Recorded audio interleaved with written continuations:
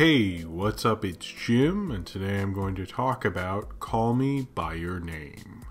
Call Me By Your Name is a beautiful, nice, wonderful romance film. It's kind of simple in its romance. It's really just about these two young men who fall in love over the course of a 6-week period of the summer.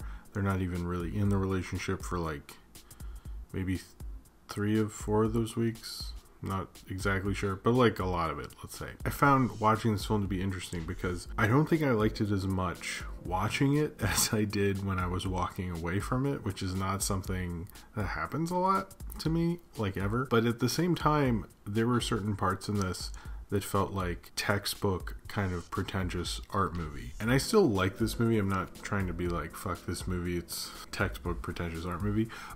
And I still really felt something and had a nice long walk to the subway thinking about the things that happen in this film and their relationship and the fleetingness of it. Even though I think in the book they meet up later, and I know the director wants to have them meet up again because in the book they meet up again 5 years later and 10 years later. I sort of like the isolated, this was this beautiful romance they had, that one summerness of it, and I think that makes Call Me By Your Name just such a sort of real kind of coming into your own, coming of age kind of a romance. And I love that about it, but I also kind of, while I was watching it, noticed things they would do that I was just if I saw a movie and characters in that movie were seeing an art movie that movie is making fun of, they would probably have clips from this movie and you would maybe not notice it. But at the same time, I do get swept up in it. I do love the performances and all that stuff.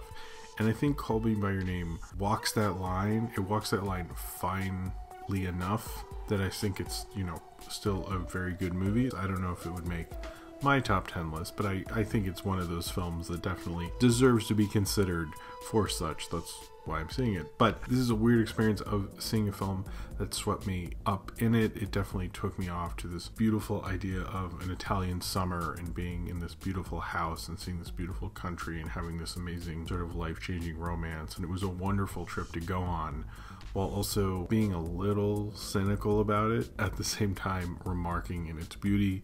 Was an interesting experience. I guess that's not everyone else's thing. They're crying, they're very emotional for it. I still think it's very beautiful and wonderful, and I like how this film takes its time. I think its flow is interesting. It is maybe a bit too long in places, but I sort of like its flow and didn't like it while I was watching it. But in retrospect, I like how it sort of takes its time and maybe reiterates things a little too much. It's at a certain point I'm I get what you're saying, you don't really need to do that again, but oh, you're doing it again. Okay, well that's cool too, but I sort of get it. I get he's trying to reference Romer and Bertolucci. They even bring up Buñuel, although I didn't notice the Buñuel thing, but it still is trying to do those directors, and I think it does feel like a film that flows those great foreign films on the Criterion Collection that people watch and stuff.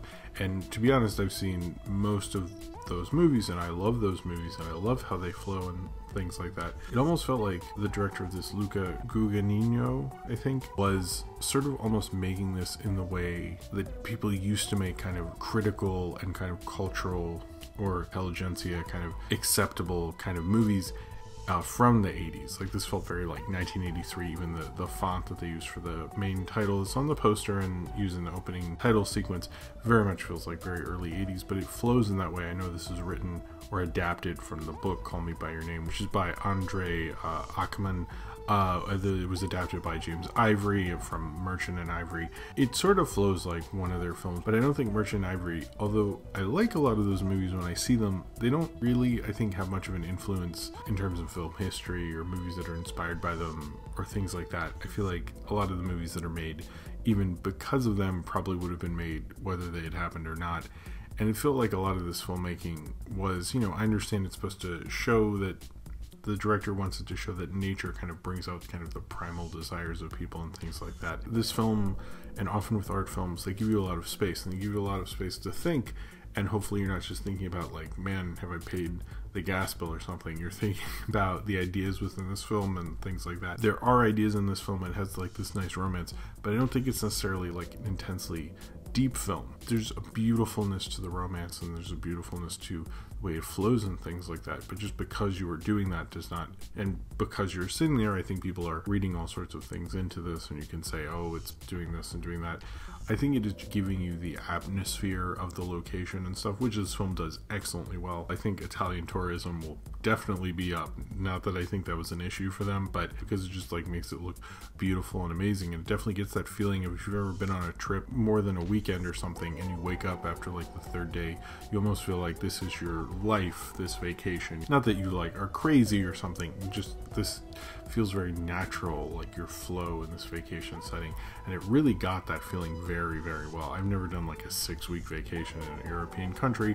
Sounds nice. I think that's one of the things about this is it's like a little hard to fully, because it's like, you know, this rich family who gets to spend like close to 2 months in the summer in Italy with, you know, a grad student who's coming to live with them, and look at, you know, old Greek architecture that they're finding, or old statues that they're finding in the water, digging up and things like that, and cataloging. And this very much feels like the romance of the 1%. And I think a lot of times with this, I never really think it sold it in a way that burst out of that. I think the romance and the love in this is relatable, but their lifestyle, they never really found a way to sell that other than what it was, which was like a bunch of rich people on vacation, which is like nice, but at a certain point it felt a little too leisurely, but leisurely for people who, you know, can have lots of leisure, and didn't really say much about it other than, you know, look how accepting and beautiful and wonderful this is. And it's kind of like almost feels in a lot of ways like a beautiful fantasy in that regard. It's almost like a romance, an imperfect romance, having these two fairly closeted men living this fantasy where there's no necessarily repercussions, there's no sense of AIDS, certainly, although this film sort of points you in that direction in certain ways, particularly with the cut on him and stuff like that.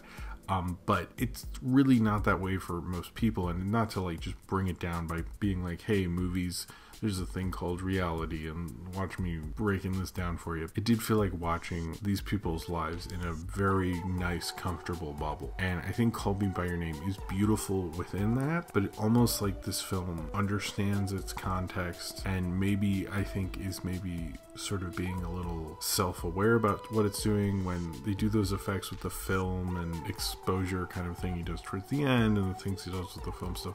I didn't really fully get like the importance of that, other than like, I mean, did you just do this because you were bored? Is it supposed to, I mean, I get that one thing's supposed to represent, oh, they're thinking of their romance, this other thing's supposed to represent he's stressed out and things like that, but it's like there's nothing really beyond that. It's like a broad art movie. It's like for the wine and cheese crowd, who like the more arty person in a town goes to the multiplex, to the one screen that always plays the art movie, and this is the one this week, and they're going to love it to a certain regard. And I often like those kind of movies, but, and although I think this film is very beautiful at what it's doing, I think it's just very much kind of not as deep as I think a lot of people are necessarily interpreting it as. Just, you know, you can have a beautiful romance be a beautiful romance. And I think, you know, seeing the chemistry between Armie Hammer and Timothy Chalamet, and seeing them together, and seeing like how scared they are, and how Timothy Chalamet is unsure of his own personality and his own sexuality, and all these ideas of being a young man and not being necessarily so confident and things like that, although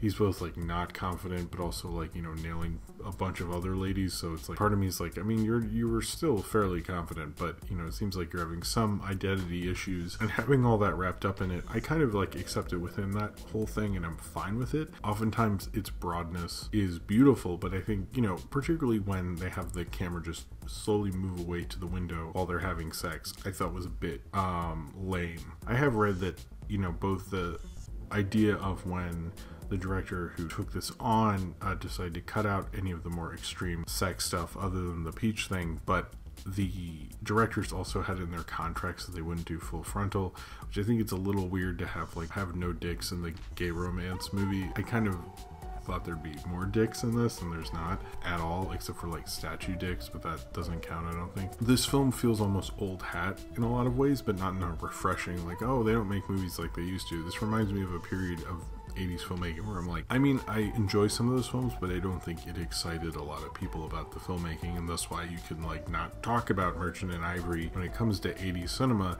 and most people probably wouldn't notice at this point because the influence is kind of like pretty negligible. I kind of felt like that through this filmmaking. It just really didn't grab me in a way. It really just wasn't doing that much more than its surface level and kind of like a basic reading of it. Like even the last shot, it's like, it's beautiful and it's amazing that Timothée Chalamet can do that, but oftentimes I was like, this just feels like something where I'm telling someone as a joke, like this beautiful art movie that almost doesn't exist, but this movie does. And it had a lot of sort of moments like that. I mean, this is too much of a classy art movie in a lot of its ways, and I sort of wish it had just gotten rid of that classiness and showed what was so beautiful about this movie, which was the romance. I really like Timothée Chalamet. It seems like he's really good at playing like 17-year-old rich white dudes, but he is actually very good at it. I think he's maybe better in this movie than Lady Bird, but he wasn't really in Lady Bird that much, so they're kind of sort of different roles, but he really plays this role very well. There's sort of a rawness to it, but almost a realness to how well he plays that age. Like in both times I could really feel like I've met that person before, but also like he puts his own kind of wonderful spin on it. I would like to see him like, you know, do more than this kind of wheelhouse he's put himself in, but he's very excellent at it. I think he's a real great emerging new actor who I wasn't really aware of until this and Lady Bird. Armie Hammer, I don't necessarily like him as much. I think it's certainly his best role since The Social Network, which isn't really saying much. And I guess like maybe part of it is that he is supposed to be this like hunky kind of god kind of thing, and he's supposed to be, you know, we're seeing it more through Timothée Chalamet's eyes and so forth. I don't really get the Armie Hammer thing. This didn't really change my mind, but it sort of reminded me that he can, you know, act in things and stuff, so I'm like, maybe I'll be a little less like kind of roll my eyes at the fact that I'm still seeing him in as much stuff. I think he's probably a better supporting actor than he is a lead. I know he looks like he's a lead, but that shit ain't happening, so I think I'd probably prefer him doing stuff like this when he's more of a supporting role, and I thought he was probably a little better at that. And I did like him more than I've liked him before. Michael Stuhlbarg is sort of just good in everything. I mean, he's one of those character actors who's just ready to do that kind of an amazing monologue at the end. He's just trained and good to do that. I don't think Michael Stuhlbarg's been like bad in anything. I think that would be the harder thing, to find something he wasn't like fully invested in, fully wonderful as he often is. I definitely love this film in a lot of ways, and I definitely loved the feeling after I saw this movie and thinking about the wonderful, you know, summer romance that these guys had, their secret romance in a time, you know, when it wasn't as accepted, and thinking how an 80s kind of gay romance could go, and letting, you know, his parents be very accepting, you know, no one really getting too upset about what happened, you know, almost living this comfortable little weird bubble where this is acceptable and a nice, wonderful movie. And I think that's something that Call Me By Your Name has all throughout. It is a very nice, beautiful, wonderful movie. And you can see this wonderful romance and see some dude put his dick in a peach and shit. And admire this and talk about how wonderful that is. And talk about how wonderful romance is and how beautiful it is. How beautiful it is to fall in love, and especially a love that transforms you and makes you a better person, hopefully. I mean, in this movie, it does. And that's wonderful not to have that kind of cynical angle all throughout it. And maybe throwing in cynicism was the only way my cynical evil brain could accept this. It's almost so within that, it's almost like unreal in a certain regard. It's like an unreal world. I still really like this film. I don't really give, you know, things ratings ever, but I think I would probably maybe give this like, you know, if I was doing like a 4-star system or something, I'd give it like a 3. So you finally got me to do, you know, a rating thing other than a 4, maybe even a 3.5 or something. But I wouldn't go as crazy as everyone is for this film. I guess I sort of don't understand that. I think I just watch it and go, that was a fine, beautiful romance, but it's not a film that I, you know, when I read all these interpretations, I'm like, I think maybe these people haven't either seen an art movie before, or a slower kind of film that doesn't have the flow they're used to, or they're just kind of trying to read into this film to give it something more with all those silences, with that interesting flow, to assume that that flow can only be in there to have that deeper meaning. And I think its deeper meaning is just the wonderfulness of a nice beautiful romance and having that one nice, beautiful romance and what that romance is like and that life that it gives to you and how that will change you. And the idea of the title is Call Me By Your Name and Then I'll Call You Mine is wonderful, because I think it is a romance that you can see it gave him that confidence. It changed definitely Timothée Chalamet's character, and I think it shows you how a great romance can change you and how a great romance can inform that whole year and inform your personality. And that's a wonderful thing to watch. I think for me, what was reading into is it's lovely to see a romance, and I think Call Me By Your Name, that's what it is doing that is so wonderful. It's a very classy, beautiful romance film, and sometimes it is fine to watch a very nice example of that, and I think Call Me By Your Name does that better than I've seen a lot of films do that, just so beautifully uncomplicated, almost like the beautiful uncomplicatedness of these guys' lives and their romance that they're keeping secret from people who are going to accept them. That's a wonderful, beautiful thing to watch, and it's an interesting kind of fantasy, but it's still a wonderful thing to see them go through this beautiful romance, almost uncomplicated, beautiful, wonderful romance film. So if you've seen Call Me By Your Name and you would like to talk about it, then comment below in the comments and subscribe if you would like to.